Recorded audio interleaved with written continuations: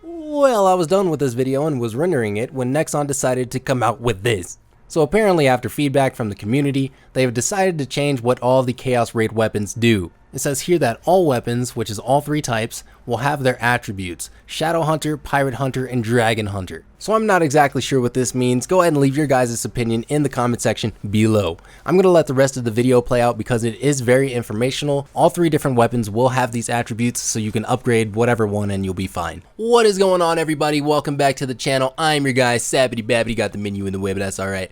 Today I'm going to be telling you guys about all the stuff you need to get prepared for the Chaos Raids. So if you guys missed my video about the information on the Chaos Raids, check that out on the card up here. I'll leave that there. But on November 8th, we're going to be getting the Chaos Raids, and our first Chaos Raid we're going to get is Chaos Shadow Altar. So this video is going to be a little bit different. I'm going to be talking to you guys about like percentages and specific numbers when it comes to bossing and Chaos Raids. So let's just get straight into it. I'm going to be throwing a good amount of numbers information at you guys. As you can see on the right, I have a calculator here. We're going to be calculating piercing, physical piercing, magical piercing, and just talking about the different stats that you're going to need for the Chaos Raids. So if we look at my character here, I currently have a good amount of purples and I also have some blues. You guys are probably wondering, why the heck do you have blues on Sabidy? And I'm going to tell you right now. These are two dungeon bosses. Pyrosfard we can already defeat. We can defeat Populatus as well, but these are the stats for the Chaos Raid, which should be Ludibrium Clock Tower, coming out on the 30th if Nexon keeps everything consistent. So what I hear a lot is that gear score is more important than anything, and this is not true. Gear score is somewhat important, but not when you're talking about attack, defense, and your different character stats. So the gear score, really the only time that we need to pay attention to gear score is when we're talking about minimum dungeon requirements. If I open up my dungeon directory here and go to the hard adventure dungeons, we can see that the minimum gear score is 2,100. So for these Chaos Raids, we don't know what the minimum gear score is going to be for Shadow Altar, but I can kind of take a guess that it's going to be over 3K. So as long as we're in this area in range, I think we're going to be alright. Obviously, when the update comes out, I'll keep you guys updated with that, but I'm just going to roll with this for now. So looking at the stats here, I currently have 16.1% piercing. Piercing is the #1 stat that you want on your equips. With the piercing stat, you can have piercing on 6 different items, and that is your accessories, your cape, and your main weapon. So your necklace, your earrings, your belt, your ring, your cape, and your main weapon can all have piercing on it. If I open up the black market here and go to the armor section, additional options, we can put it to piercing so that any of the items that we see on the black market will have piercing. I like to type in 1.9 just to see what the higher items are currently going for. So these are actually pretty cheap. 1.9% piercing for 248,000 mesos. That's pretty good. Considering that I already have one, I don't need another one. But this is what you guys should be doing for all of your piercing stats. Now the first thing you're probably wondering is, why the heck are you telling me to buy some blue equips when I have the purple equips that I can get from the hard adventure dungeons? And this is because when you're running hard adventure dungeons, the items that you get at the end are completely RNG, so the additional bonus attributes that you have on them may not be good for your character. Taking a look at this helmet here, this item will give me more gear score, but the bonus attributes on it aren't very good. If I were to go to this top right here, you can see that I have damage to boss enemies plus 3%, and that is much more valuable than the bonus attributes on this, even though this item gives me a higher gear score. So when you're looking for items for your character, you want to go ahead and look for the bonus attributes on the items instead of the rarity. The rarity is important because you do need them to get a higher gear score, but if you do have the minimum amount of gear score for whatever dungeon you're trying to do, always focus on those attributes on those items. So like I said earlier, you can have 6 different equips with piercing on them. Now if you are super lucky or have a lot of mesos to be able to get the highest amount of piercing on each item, you'll get up to 30%. I think it's right below 30% piercing for all of these items if they are maxed out. This is what you want to be going straight for, because the more piercing you have, the more damage you're going to be doing, because your damage is going to be cutting through the boss's actual defense. I think that's a good segue to the physical and magical piercing now. So physical and magical piercing are completely different than piercing. It's a completely different stat. If we take a look over here at the right side to the bosses that I have lined up, we can see that the Pyros Fard has 120 magical and physical resistance. So the physical and magical resistance are what our physical and magic piercing are going to be piercing through. And we can calculate it like this. If you made it this far into the video, go ahead and check out all the links in the description. These are the research links that I use to do these calculations. So if we know the physical and magical resistance of a boss, right here, Pyros Fard, we have 120. Throw that into the calculator, divide that by the maximum amount of physical and magical piercing that we can have, which is 1500, calculate that out, and that's going to come out to 0.08 or 8% physical and magical piercing. So when it comes to Pyros Fard, you're only going to need 8% physical or magical piercing on any of your equips to be able to pierce through that maximum amount of physical and magical resistance that that boss has. When it comes to the normal defense of a boss, you just take the decimal of whatever percentage piercing that you have, multiply it by the boss's defense number. So we'll take 681 multiplied by 0.161 because I have 16.1% piercing, equal that out, and that is how much piercing that I currently have through the actual defense points. Fortunately or unfortunately, depending on how you look at it, the maximum piercing we can get, like I said earlier, is about 30% piercing. The maximum that you can get on each being 4% piercing.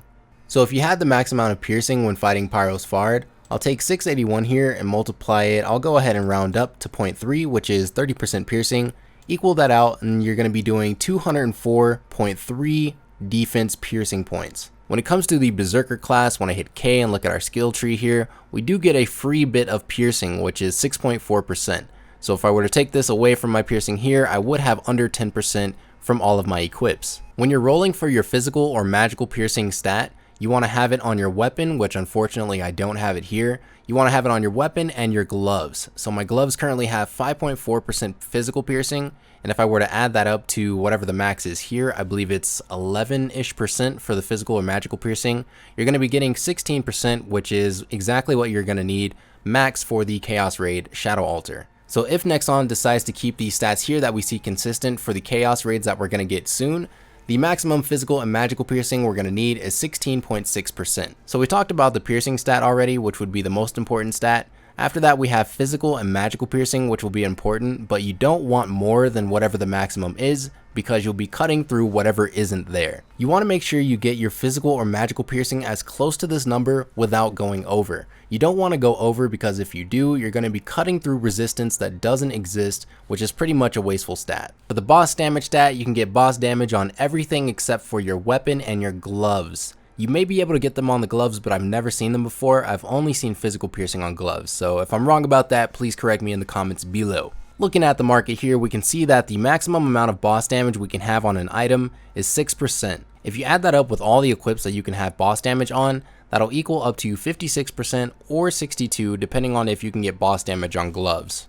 Now when it comes to comparing piercing and boss damage, you always want to go piercing over the boss damage. More piercing equals more damage that you're going to get through the boss's defense, let alone doing more damage comparative to the amount of boss damage that you have on other equips. When comparing the two, you always want to go piercing, so always go piercing first and then boss damage. If you're able to get boss damage on all the items that don't have piercing, you'll have 24% boss. When it comes to getting that 24% boss in your equips, ideally your items are purple and you have it on your helmet, your top, your bottom, and your shoes. So after the bonus boss damage stat, you're going to have the accuracy stat that you want to focus on.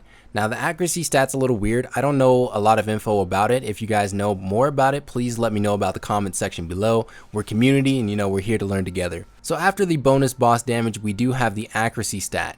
You want to up your accuracy because even now at level 60 with all the equips that I have, I do see myself hitting misses once and sometimes twice when fighting a boss, which is pretty embarrassing considering I'm the DPS. So the higher your accuracy, the less misses you're going to hit, which will equal more DPS. Keep in mind that all this info I gave to you in this video can be used for any class, not just the berserker. Of course, depending on what class you are, you will be building slightly different. Just make sure you're building what your class needs on top of what you see in this video. Now that we talked about all the stats on our character, let's talk about our weapon and our enchants. As you can see here, I have a +11 Murpagoth warrior greatsword. If you guys missed my video on enchants, go ahead and check that out. I'll leave a card up in the top right. If we go ahead and click on enchant items here and go to the lucky side, by the way guys, you always want to go lucky all the way up to even 15%. If you go the slow and steady, it's going to cost you way too many materials to be able to get those level ups. So just go lucky every time. So looking at lucky here, we see that if I want to go from 11 to 12,